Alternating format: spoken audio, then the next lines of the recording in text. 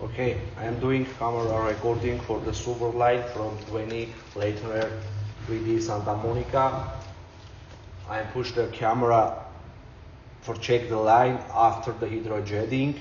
I push the camera from the garage on the well. Have one clean out is going outside. My camera head is already inside the Silverline. From here to outside like 64 feet.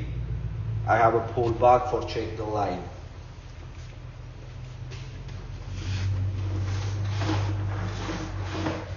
It's watching outside.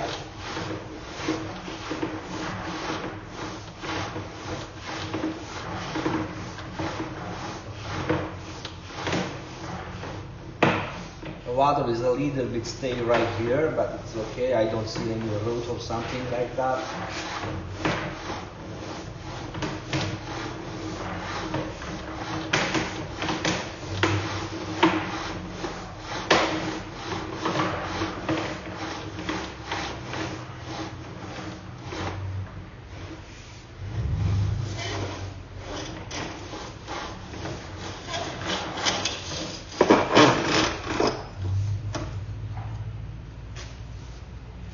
Remove the camera from the clean out, it's the garage.